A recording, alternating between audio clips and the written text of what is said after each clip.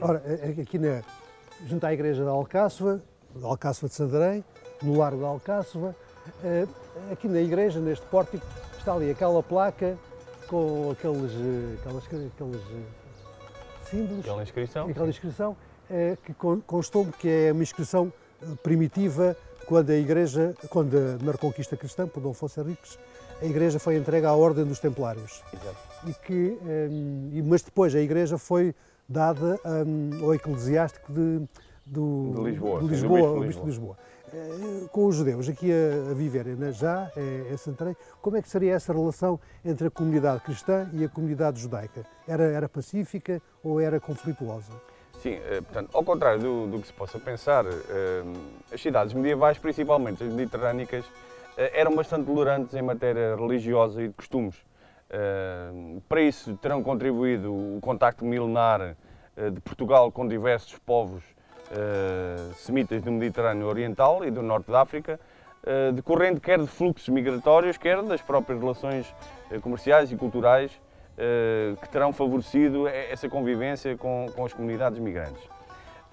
O ponto de viragem deve ter-se dado com a instalação dos dominicanos em Santarém, cerca de 1218-19, quando a convivência deixou de ser tão pacífica. Porque durante o reinado de Dom Dinis assistimos a diversas restrições aplicadas à população semita, quer pelas autoridades eclesiásticas, quer civis. Apesar disso, o rei Dom Dinis ainda se assume como defensor dessa minoria étnica, chegando mesmo a censurar em 1324 os oficiais de justiça que maltratavam os judeus num decreto precisamente promulgado em Santarém. Portanto, os judeus viviam no seu gueto, nessa altura talvez ainda não fosse gueto. Ainda não fosse gueto. Portanto, e aqui era, portanto, a parte militar, e a igreja já não era dos templários nessa altura, já era cristã, não é? Sim, os templários estiveram em Santarém cerca de 60 anos, durante um período relativamente curto. A sua instalação não deve ter sido pacífica. De resto, o bispo de Lisboa chega mesmo a excomungar Santarém, de certo, por contendas com os eclesiásticos. Desculpe, esse bispo era um bispo inglês, não era? Sim, era Dom Soalhães, na altura era Dom Soalhães. Portanto, houve aqui algumas contendas que começaram a gerar esses tais pomos de discórdia. E isso levou a que os templários saíssem daqui e fossem para tomar. Portanto, porque tinham um castelo em Sor, não é? Exatamente. E aí formam, portanto, a sua... Instalam-se aí, sim. E esta placa esta inscrição vem justificar a entrega da Alcáçova, desta zona, portanto, aos templários. Aos templários, que tiveram, como sabemos, um papel fundamental na tomada de Santarém, ajudando o rei Dom Afonso Henriques, que em troca lhes cedeu o eclesiástico. A inscrição é muito interessante, porque é das poucas inscrições epigráficas que nós temos que é assumidamente original e, portanto, fala da construção da igreja pelo mestre da Ordem, Pedro Arnaldo. Então quero dizer, mas aqui já era um lugar de culto, talvez, antes de ser uma igreja cristã, a Igreja Santa Maria de Alcáçova, que foi fundada em 1154. Portanto, aqui já era um local de culto, antes disso? Sim, tudo indica que sim. Houve na década de 90 algumas escavações que trouxeram a descoberta... Feita pela doutora Catarina Viegas, trouxeram a descoberta algumas estruturas romanas, dos quais nada sabemos, mas penso que não é... Podemos entrar só um pouco para... Essas escavações foram feitas mais ou menos aqui Sim, junto da Capela Mor. Da Capela Mor, e encontrou-se uma parede muito larga aqui neste local. E curiosamente apareceu também aqui por trás destas colunas, outras colunas primitivas. Exatamente, aliás, com capitéis que se julgam serem capitéis romanos.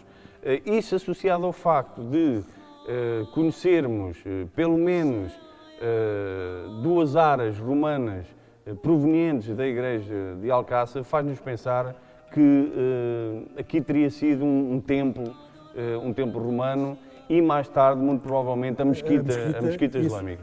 E o nome de Santa Maria ligado depois à Exatamente. igreja. Normalmente era tradição as invocações de Santa Maria assentarem sobre antigos locais religiosos islâmicos.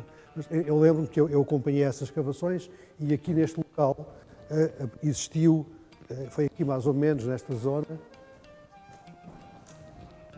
por aqui, que foi encontrada uma parede bastante larga, portanto, neste sentido. Esta igreja já teve reformas posteriores, a última foi agora há cerca de 3, 4 anos atrás. Sim, muito bem, que deixou de facto a igreja capaz de ser novamente colocada ao culto, mas a igreja também é muito interessante porque do ponto de vista estético é também a única deste estilo, portanto com estes aplicados de estuque que lhe dão também alguma originalidade. Doutor, e podia-me falar para o porquê deste túmulo que está aqui no exterior, semi-dentro, semi-fora? De quem era este túmulo? O doutor sabe dizer alguma coisa sobre Sim, portanto não se sabe muito deste túmulo. A única coisa que normalmente se diz é que o túmulo, aliás,